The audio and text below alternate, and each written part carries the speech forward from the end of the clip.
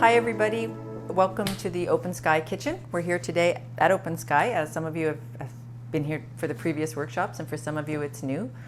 Open Sky is an adult learning center, an organic farm where we provide programming and help for people who are experiencing employment challenges and life skills challenges. So we provide programming and education here at the farm, and it's a beautiful spot to be. It's a beautiful time of year to be here. And it's also nice to not have a lot of heavy, hot things boiling behind us, because it is still kind of warm here in the Tantramar area. Today's workshop is going to be a little bit shorter than the previous ones. If you were here for the pickling and the canning, it's a little bit harder to demonstrate the dehydration process itself, because it can take up to 24 hours, so nobody wants that. And it's a beautiful Saturday afternoon, so I know everyone probably has a lot of things to going on. So what I'm planning to do today is go through some of the background information you need to know for successful dehydrating. I'll show you some examples of what your product should look like when it's properly dehydrated, and to provide some tips and background information. In the handout that Amanda sent you, there are some recipes and further background information about dehydrating successfully.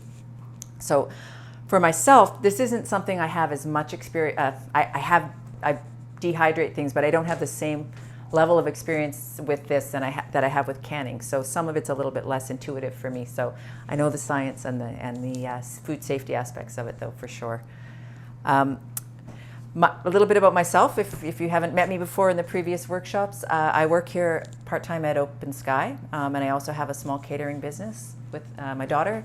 And my professional background is in adult education. So this is great because it brings all three of those things together, and it's a great place to be.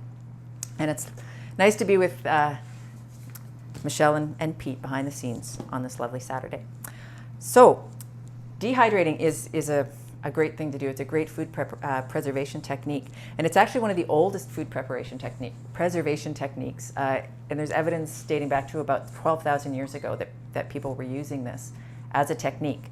Obviously, they were using very different methods than we're going to talk about today, but it's good to know. This has a long history. The benefits of dehydrating are many. I mean, it's a preservation method that once it's preserved doesn't require energy to store, so you can store it at shelf temperature. It's generally a fairly low energy usage process. It's a long process, but it's not energy intensive. Even with the machines that I'm going to talk about later.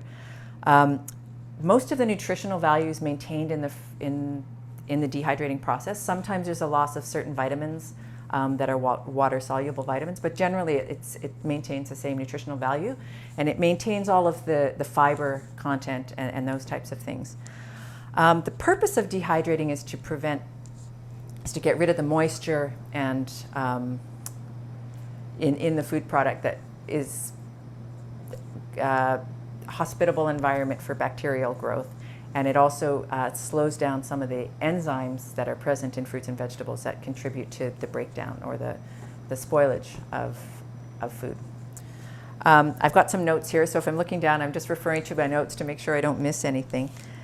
So the benefits, as I say, it creates a much lighter product. So if you're carrying things, a lot of people like to dehydrate their own foods for camping and backpacking. It's a lot lighter to carry. You can condense things into a smaller space, so you require smaller storage space for your dehydrated goods.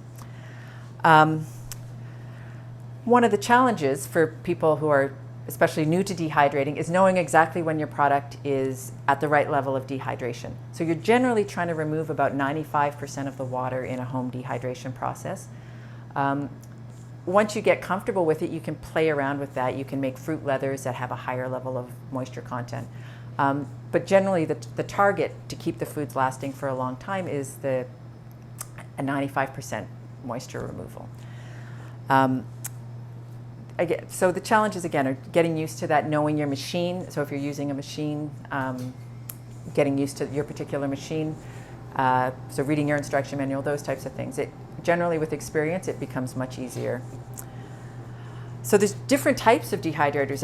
As I mentioned, this is a very ancient process that humans have been using to preserve food. And one of the simplest is simply air drying. So in this climate in eastern Canada, air drying is really suitable for herbs and flowers. You might have seen this in someone's kitchen, herbs tied with a string and hung upside down from the ceiling. Flowers, you can do the same thing with that. And small hot peppers, it also works as a really good method of preservation. You just hang them until they're dry, and then you can crumble them or put them in jars. So that's a no energy use way of drying herbs and those types of products that have less moisture in them. And it's something you can do in it.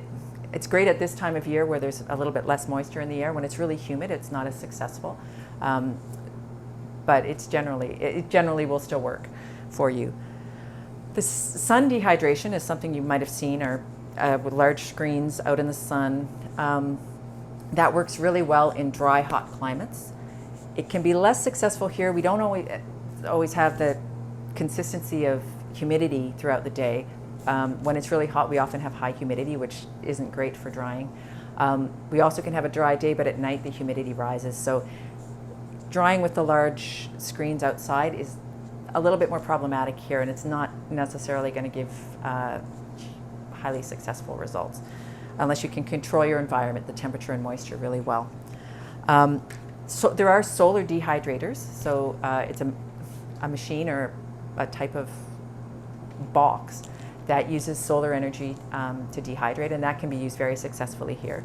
People can make or buy those. There's different possibilities for that. An electric dehydrator is what I'll be demoing here today. There's different models of these. This is the Excalibur, which is kind of the Cadillac of the home dehydrator systems. This is a 12 rack. Is it 12 rack? Anyway, it comes in different sizes. These are probably on the higher price range. There's different models of this type of thing. I have a more mid-range model called a Gourmia, Gourmia, which I got online. You can sometimes find reconditioned models that are cheaper, so that's a good option. A model that you might see very frequently is a white kind of circular plastic model. They're often very affordable. They're not always the best. They're great if you can get them for a good price, and it's a good thing to start out with, but often they have a hard time keeping consistent heat. Mine actually started to melt on me, so that was a little bit disturbing. So if you plan on doing a lot and you can sort of save up or find a used, more sturdy dehydrator, I would recommend that. The smaller, cheaper ones really don't tend to last that well, but you start with what you can, right? The oven is another way you can dehydrate certain things. Certain tomatoes can be dehydrated in a few hours in the oven to a sort of soft consistency. In terms of energy efficiency, your oven is probably your worst choice. It's a high, even an energy efficient oven is not the most efficient machine, and you're tying up your oven for long periods of time. It works in a pinch, but it's not always the best option if you have something else. Another method of dehydration is freeze drying, and that's you can get for freeze dryers for home, but they're very expensive, and not that many people are going to invest in that unless they're doing a lot. But you've probably seen freeze dried products. They're very, very light, very, very dry. The color is very nice on them. The process there is a little bit different. For freeze drying, the product's flash frozen, and then the water is slowly released from it as it's dehydrated. Versus a dehydrator like this, where the product isn't frozen, it's just dried from the freshest state that you put it in. Freeze drying removes about 99% of the moisture, so it lasts a very long time, a freeze dried product. So you've got about a 4 to 9% difference in the moisture content. So that makes a big difference. But again, that's not something that most people are probably going to invest in for home dehydrating. Are there any questions? I know there's a lot of me talking right now, so I'm just making sure if I'm speaking too quickly or anything, just let Michelle know and I'll slow down a little bit. So what can you do what can you dehydrate in a home dehydrator? Well, the obvious ones are fruits and vegetables. I'm going to talk a little bit about meat jerky at the end of the workshop. But we'll focus mostly today on fruits and vegetables. In a freeze dryer, you can also dehydrate high fat items like butter, milk, but that's a whole different thing. So what works really successfully in a dehydrator, an electric dehydrator, are low-fat fruits and vegetables. So zucchini, carrots, all your basics. Avocado, for example, is a high-fat fruit. That's not the best choice for dehydrating. There's not that many of those. So, and for sure you haven't grown them in your garden, so you probably don't have to worry about that too much. So what will I? Just going to get back to my notes here. All right. So a couple tips just before we start looking at specific fruits and vegetables. Start small. This is a mistake I always make when I'm doing something new. I decide I'm going to dehydrate everything that has ever existed. And, it's a learning process, so you end up with things that are not done the way you want them done, or they don't turn out. So it's great to start small. Start with something that you're actually going to use. I, for one, am never going to eat dehydrated green beans, even though I have many beans in my garden, or had many beans in my garden. Start with something that you actually will use dehydrated. So for me, that's onions, carrots, celery. I use those in soup. Tomatoes, zucchini. Actually, zucchini chips is great. Fruit. Be different for everybody, but it's really nice to start small with something that you can actually use immediately, and then you see the benefits of it right away, and it's a great way to get started. As with canning, for dehydrating, you should be using good quality fruit. So this isn't the place to use your past their peak apples or things like that. Good quality produce will, you're concentrating the flavor of your produce, right? You're getting rid of all the water and really concentrating things. So the better the quality, the better the end product. Bruises on your fruit or vegetables can often turn quite dark and be they're not bad for you, but they're just not very pleasing, and they don't taste quite as good. We're going to go over how to prepare your vegetables and fruits.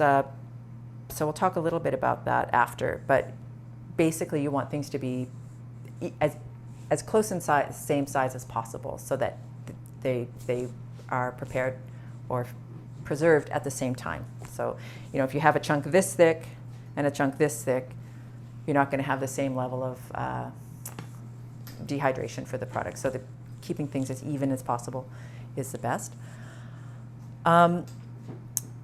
Space. So often, you might start out, it's something to be aware of. You start out with a large amount of produce, and as you dehydrate it, it becomes quite small. So don't be disappointed by that. You're going to end up with something that looks significantly smaller than what you started with. And that's the whole goal, right?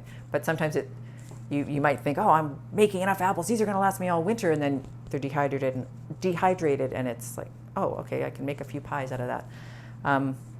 So just don't be surprised. Blanching is something that some guides recommend absolutely, and others say is not necessary. With canning and pickling, we talked about the fact that many of us don't blanch our vegetables before we pickle or can them. With dehydrating, it's a little bit different because the enzymes present in the vegetables aren't destroyed in the dehydrating process. And it's the enzymes that can help contribute to spoilage in fruit. It's slowed down by the dehydration process, but it doesn't stop. So blanching products, when you're dehydrating them, stops the enzymatic breakdown.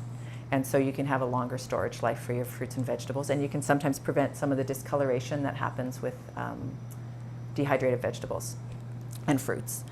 So blanching for dehydrating, again, it's a choice you can make. You can experiment and see what works for you. Certain things will keep their color better, like green things will often keep their color better if they've been blanched beforehand, because they don't get that enzymatic breakdown during the storage process or the preservation process. I'm waving my carrot around. And we'll talk a little bit more about that later. There's so many flavors you can add to your vegetables. You know, something bland like a zucchini, you can salt that up before you cook. You can put some oil, some spices on it, different things. You can do that all before you dehydrate them. So you can spice them up and put them in your dehydrator and dehydrate the spiced or seasoned vegetables and fruits. Apples, you can use cinnamon. As you're dehydrating, you need to, depending again on your dehydrator, you might need to shift your shelves around. But when you read your instruction book, it will tell you that. Just, you know, you have to check things every so often. And if you notice there's, just like in your oven, there might be a hot spot. You might notice some shelves are dehydrating better than others. You can move them around. Once you've taken your things out of the dehydrator, you want to cool them and store them as quickly as possible. So you want to store your cooled things in an airtight container. It's air and moisture are the things that help foods break down. And I suggest storing things in small containers if you're not sure how much of it you're going to use. Because if you've got things that are stored in a nice airtight environment and you open it, then you are introducing air into that. So as small as you're going to use. If it's something you're going to use regularly, it's not really an issue. So I'm going to show you some larger jars today because at Open Sky here we've got a lot of wonderful produce and a lot of really great dried things, and a lot of cooking goes on in this kitchen. So we've got some larger jars. I'm going to give you some examples right now. Mary's just going to pass me over some examples so you can see what some of these dehydrated products look like. Oh, sorry. Okay, I'll move this out of the way. So Open Sky team's been very busy working on lots of different products. So I'm going to show you this one. Can you grab me that plate? I'll put them on the plate so you can get a better. Oh, those are so awesome. They smell really good. Now, you want to have a guess at what this is. It's quite crispy. I'm going to see if you can hear that snap. I don't know if you can hear that. So that gives you an idea of, this is a very, very dehydrated product here. This is some cantaloupe from the farm here that was dehydrated. And so this would store for quite a long time. Like it's a very dry product. You could, if you wanted a more leathery or a softer product, you can leave it in for less time, but again, it's not going to store as well. So if you get a softer product, you might want to keep it in the fridge. But this will store at this level at room temperature for a very long time. And it smells so good. I wish you could smell that. Some other examples of fruit here that we've got. We've got some apples. These are lovely apples with the peel on them. Nice little apple rings. And again, you can hear the snap, maybe. I'll try to, if you can hear that. Yeah? So those are, again, very well dried. I sometimes dry apples for snacks, and I don't dry them as to such a degree, but they get eaten really quickly, so they stay dry. They stay fresh, not fresh, they stay edible long enough. Whoop. Okay, so there's our apples. What else have we got in here? Some beautiful hydrated flaming peppers. Now these are another really nice thing to dehydrate. Oh, they also smell really good. So these were cut into strips and dehydrated. So that's a great thing. You could toss those into your salad, not into salad, into a soup or into a product. You can break them up. Again, hear the break. Put that close to my mic so you can hear the sound. Again, it's very dry. Peppers are a great thing to dry, and they taste.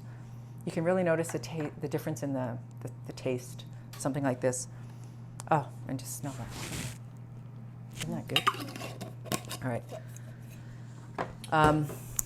We've got tomato chips here. Lots and lots of lovely tomatoes here at Open Sky. And dehydrated tomatoes are useful in so many ways. You can make a softer dehydrated tomato again that you might be more familiar with.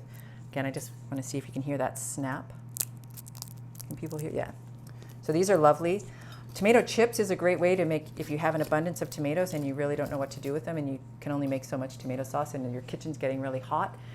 You slice them up really thinly, put them in your dehydrator, and you've got some lovely tomato chips. So that's a great snack. You can also toss those in a salad, or you can even rehydrate them if you want them a little bit softer. And we'll talk about rehydrating too. I smell those too. Oh, the smell is so good. Yeah.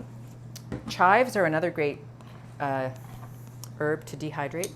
Now these do really well in the dehydrator. And again, I'm just going to get you to hear the sound here. Got some nice crinkly chives. These are great. You can toss those into soup, into salad, into really anything you're doing.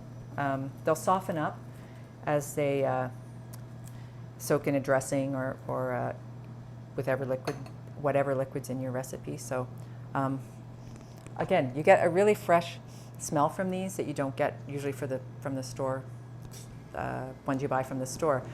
Yeah, isn't that good? Sure. I smell everything. It drives my daughter crazy.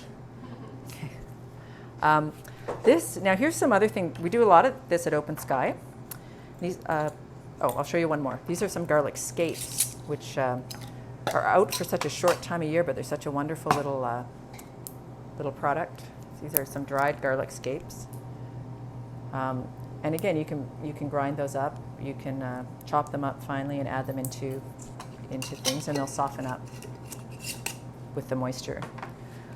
Making powders is another really great way. You can powder up your tomatoes once you've dried them, or your vegetables, or your fruits, and make a seasoning that you can add to recipes, or you can add to season your food. So we've got the jalapeno salt, which is so good. This is made with sea salt and jalapenos and garlic. Yeah, Michelle just, oh wow, smell that. And it's a lovely color. It is made in the mixer here. It's blended really finely. It makes great gifts, things like this. You can so you can experiment with different blends. You can add different herbs, different levels of garlic. You can play around, and it's a really nice thing to do with your dried goods. And this is another one. This is a garlic scape powder. So again, it's another where you might use dried garlic powder. You can use dried scape powder, and it has a little bit of a different flavor. And sorry, I love the smells of these things. So I'll take some of that out. Could you grab me a spoon? I'll just put some on the tray here so you can get a closer look at it.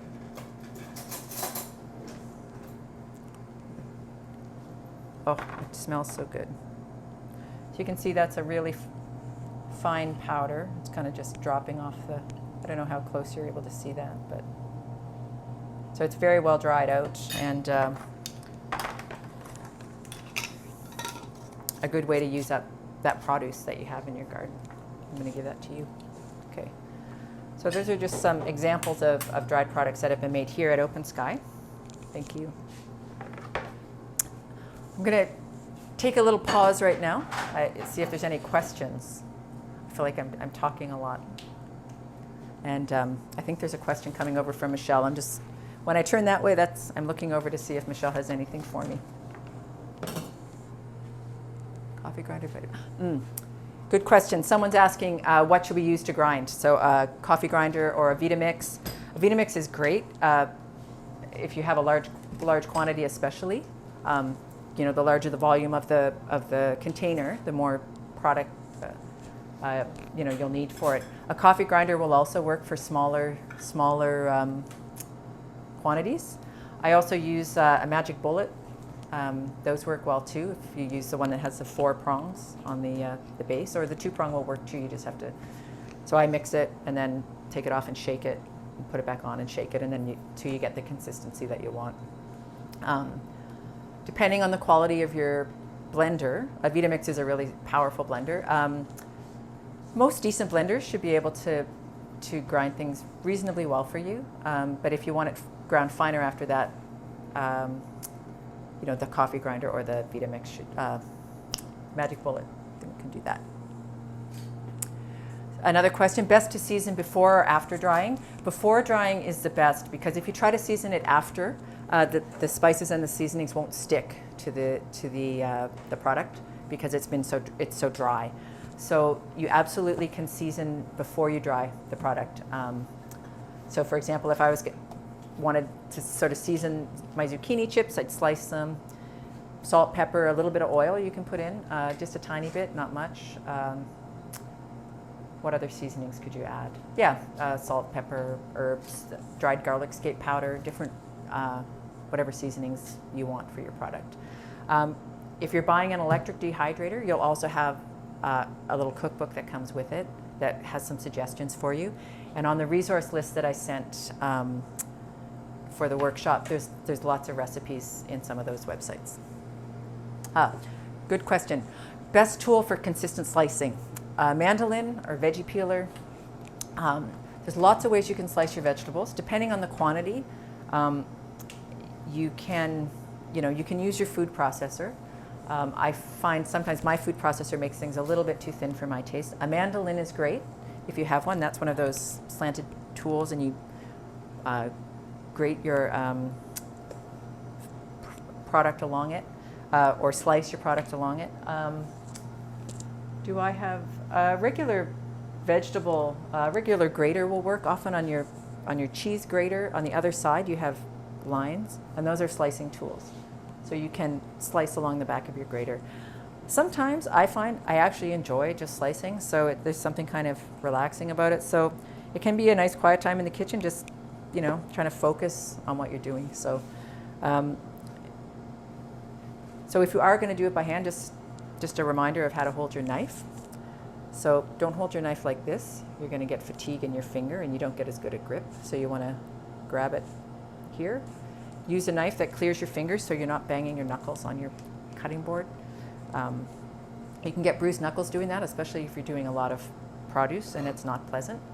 I've done that lots of times. And when you're cutting, so you curl your fingers under. You've probably seen people do this, and so this way you can't cut your fingers. You can't, if you have your fingers like this, you're more like, so you just keep your fingers curved, and it's a safety check, and you can just slice. Keep your knives sharp. A sharp knife is a safer knife than a dull knife. It doesn't slip, so it'll get right in there. And when you're slicing, just put a damp cloth underneath your cutting board, and that will keep your cutting board in place.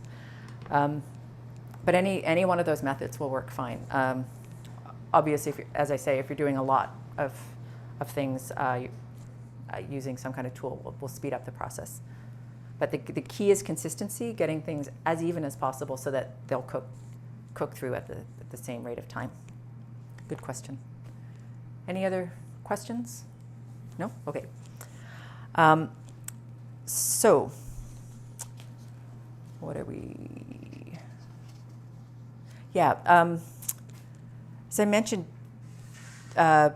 blanching is not absolutely necessary.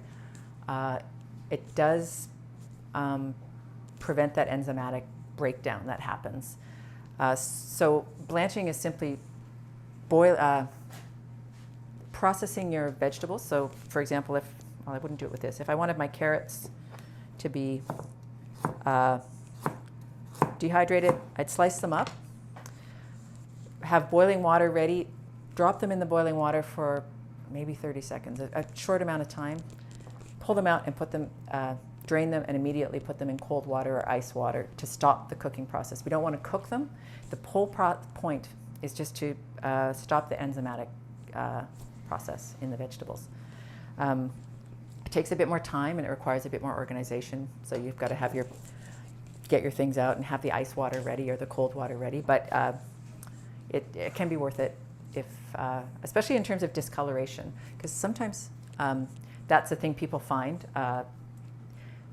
Home dehydrated product looks often very different from things you'll buy in the store. And one of those reasons is blanching. Another couple questions here. All right, so we have a question. What are the safest dehydrator sheets to use, Teflon, and also the Excalibur sheets, what are the best way to clean them? So I'm going to just take the lid off here. I'm going to show you a couple things here. So most dehydrators will have some kind of grid arrangement, either in metal or plastic. Mine is in plastic. As I say, this is a really nice model. This is the Cadillac of home dehydrators. So this is great for larger things like this. they'll stay on there. For smaller items that could fall through the cracks, you have these sheets. And I believe these are silicone. So silicone, this would be placed on top of the sheet. And silicone is safe. It doesn't emit any chemicals, dangerous chemicals while it's heated. And it can be heated to a high temperature and for long periods of time. So most of these sheets are made from silicone. I think that is Is there another question? And the best way to clean them. Well, silicone's great because it's actually really easy to clean. So you just warm water, warm soapy water, and then just rinse and dry. Drying them can be a bit of a, you could maybe put them on if you're at home, you can put them on a towel, lay out some towels and dry them that way. Or if you can find a way to kind of stand them up in your dish rack, they will dry more easily. But air drying is usually the best and most food safest way to clean things. And these, a little bit more challenging, but again, just warm water. You might need a little bit of a scrub depending on what you've been dehydrating. Kind of slide. Right. Another tip, especially for fruits, I'm going to grab those apple chips again, and also the cantaloupe chips. Sometimes with certain fruits and vegetables, you can get quite a bit of discoloration when they're dehydrated. These are not too bad, actually.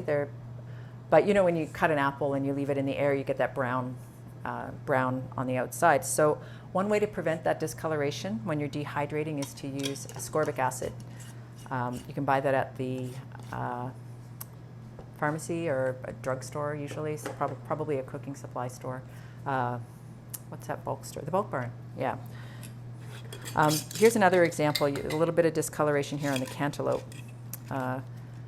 Normally fresh cantaloupe is a bright orange color, and this is kind of a browner color. I still love the smell of that.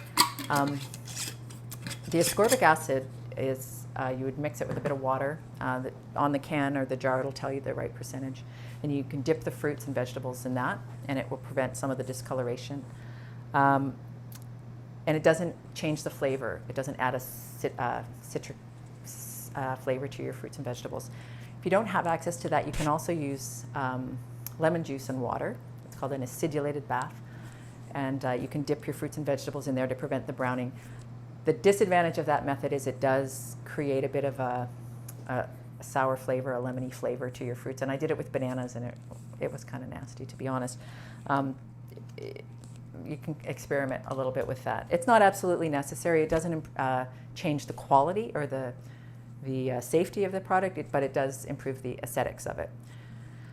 Yeah, is there? All right. Well, I got a question. Oh, it's a question from Pete. So ascorbic acid, that's from vinegar? Ascorbic acid is... That's acetic acid. Okay. Yeah. Ascorbic acid is derived from citrus fruits. Pete was asking, is it from vinegar? Acetic acid is the vinegar acid, and ascorbic acid is derived from citrus fruit. You can also, some people use a vitamin C tablet and crumble it into water. That's another way to get that same citric acid effect.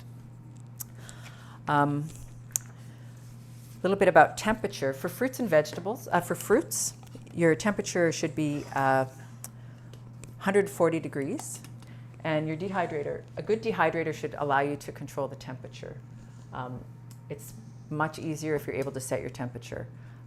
My first dehydrator, I couldn't do that, and I felt like I was always guessing, and it was more challenging. So it can take anywhere from 2 to 24 hours to dehydrate your fruit. And it depends on a lot of factors. It can depend on the humidity of your area. It can depend on the particular moisture content of your fruit. So instructions might say 8 hours, but you might find it's not at the dryness that you want it, and that's because of these other factors that can influence how long it will take. Machines are tested under certain conditions, and the environmental conditions where those are tested and the fruit and products that they're working with can be different from the ones that you're working with. So there's leeway in there. You're not gonna hurt things by drying them too long.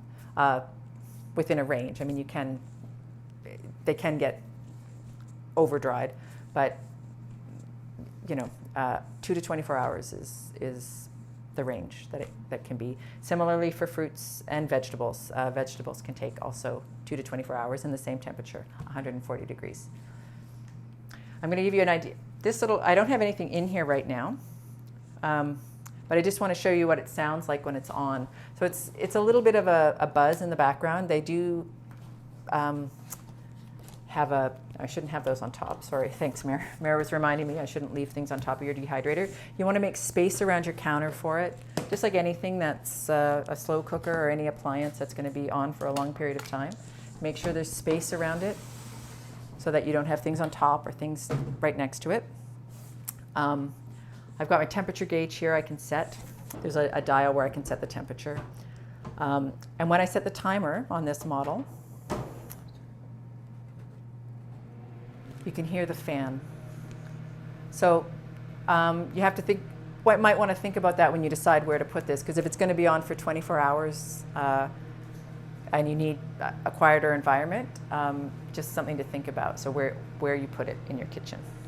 And also, is it using up counter space? Is it using up one of your plugs that you need for other things? So, and it's not a small thing either. It can take up quite a bit of space. So I'm just going to turn off the timer. All right, that's good. A good question. Someone's asking, if it needs 24 hours, can you leave it on overnight or can you stop it and restart it? I have certainly stopped and restarted. From a food safety perspective, it's not the best thing to do. The best thing is to have it running continuously until you reach that point of doneness where it's it's reduced the moisture content. Anytime you stop it, you're reducing the temperature of your fruits and vegetables. And so when you do that, the moisture that's left becomes a prime area for bacterial growth. So the goal is to keep it at a food safe temperature for as long as until it's dehydrated. That's the safest way to do it. So that's, again, something you'll need to time a little bit. But you can leave it on overnight and then check it in the morning and see if it's where you want it to be.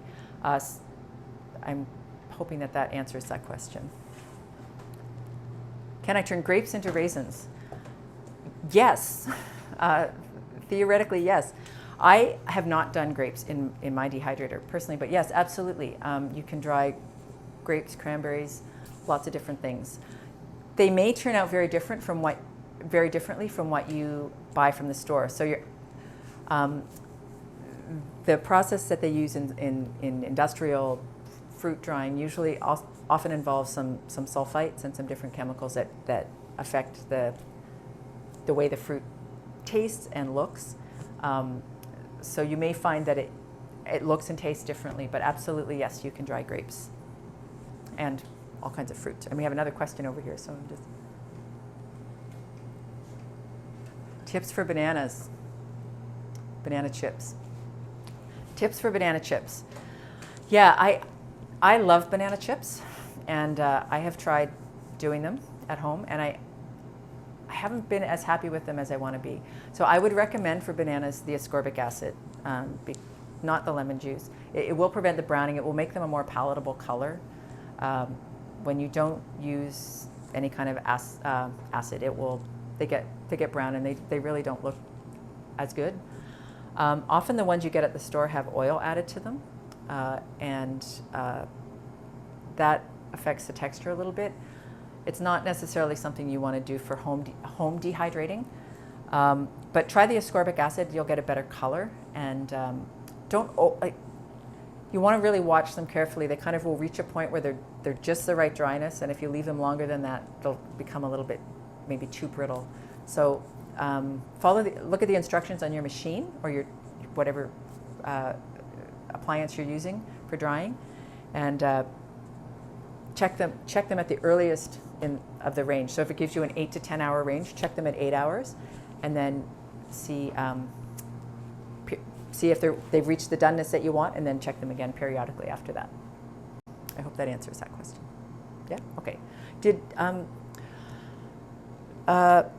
I wanted to just mention a little bit about beef jerky, because I know a lot of people are interested in making beef jerky.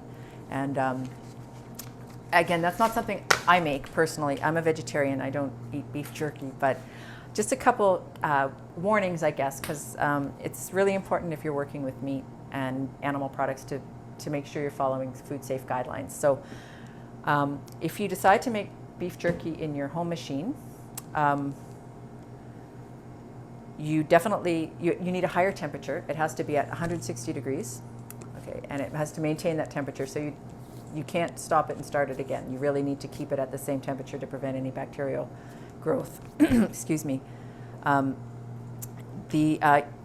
need to keep your product cold until you're ready to work with it. So it has to be in the fridge. If you're defrosting it, it has to be defrosted in the fridge to keep it safe.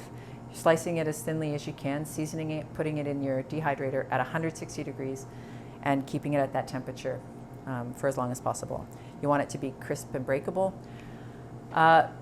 Beef jerky should probably be stored in the fridge and could be maybe 2-week shelf life, unless you're using the salt, the curing salt, which is essentially has sodium nitrates in it.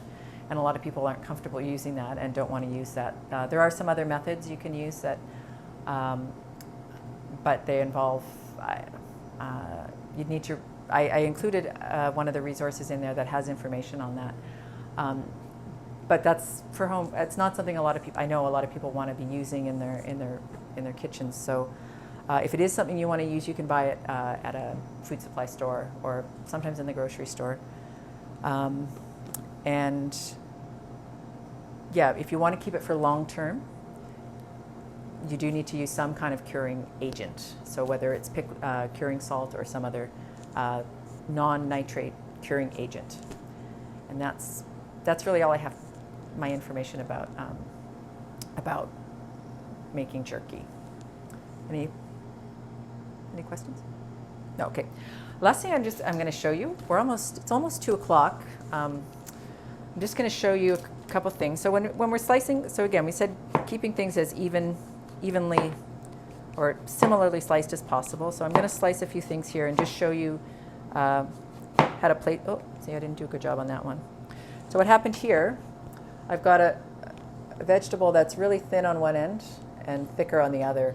So what will happen here is this end will dry and possibly even get overly dark or before this end is fully done. So keeping them an even thickness all the way around helps prevent that. So they cook evenly throughout that particular piece. And if they're all a similar thickness, it'll cook more evenly. So I'm just going to slice up a few more of these little guys and just show you how to place them on the... See, sometimes this is very zen, just chopping up some vegetables. And so I'm just going to grab a tray there. So I'm not going to season these right now, but I'd probably put some salt and pepper and, I don't know, maybe some vinegar. I don't know. So on the tray here, thanks, Mary. I'm going to place them on the tray and just show you. You want to leave a little bit of space around so the air can circulate. Because this is one of the things that the dehydrating machine does that your oven may not necessarily do, is it provides circulating air. So it's not just heat, but it's the circulation of the air that helps the food dehydrate. So we've got things kind of evenly spaced. It's hard to keep them evenly spaced when they're sliding, but that's one of the, and as they dehydrate, they'll shrink, and so you'll have more space on you. You don't necessarily need that much more space, but you do need space between them so that the air can circulate between the items. Yeah, can you make veggie broth powder? Really good question. Yes, absolutely. Carrots, whatever vegetables you want to put into your veggie broth powder, it's a great way to preserve vegetables. And yeah, you dry them. You want a really nice crisp dry that's not hasn't burnt or anything. You want it to be nice and dry, and then you grind it up to a fine consistency, like we've done with those powders. Can you pass me the garlic scape? Yeah, again, like your garlic scape powder, and you can make. Sorry, my spoon. Thank you.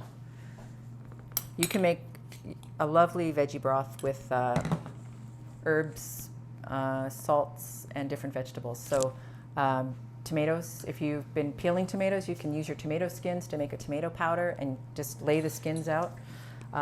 Probably on a sheet would be best, but lay them out, dry them, add that to your mix. It's a really great way to do that. Onions, celery, garlic, what else would you? Carrots, beets, you can add all kinds of different vegetables. I also make carrots and celery and onions and just add it to different things. I just throw it into soups and anything really. If you want to rehydrate something before you use it, just soak it in 2 times its volume. So if I was going to dehydrate my, could you pass me the garlic scapes? Yeah, so if I was going to dehydrate my garlic scapes, if I had a 1/4 cup of garlic scapes, I'd add 1/2 cup of water. Not boiling water, just a warm or even less than warm water, and let them hydrate until they are the softness that you want. You can use boiling water, but it sometimes turns things mushy rather than slowly allowing them to absorb the moisture. Okay, question, can we soak in olive oil? Yes, tomatoes, you'll often find dried tomatoes soaked in olive oil. You can do that for sure. Depending on what you're soaking in the oil, you'll end up with a nice flavor in your oil too. And you can use that oil in the dressing later.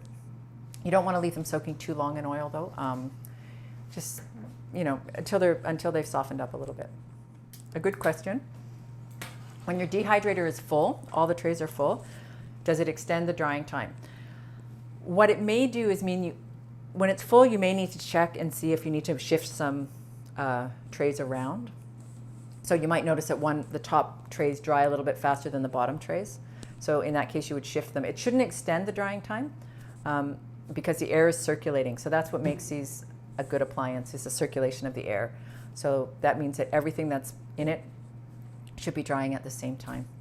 Or, sorry, 2 trays or 12 trays shouldn't extend the time. It just means you may have to check. But there's lots of things you can do with your dried products. You can make blends, herb blends are great Christmas gifts. You can dry fruit, make little fruit collections. You can use dried apples in baking or dried fruit in baking, either hydrated or not rehydrated. You can find lots and lots of old recipes for, say, apple pie. I included a recipe in the resource list. Dried apple pie was a really popular item, before people had refrigeration and things like that. So you would use your dehydrated apples and make some lovely desserts. So thank you very much for your time. Thanks so much. Bye.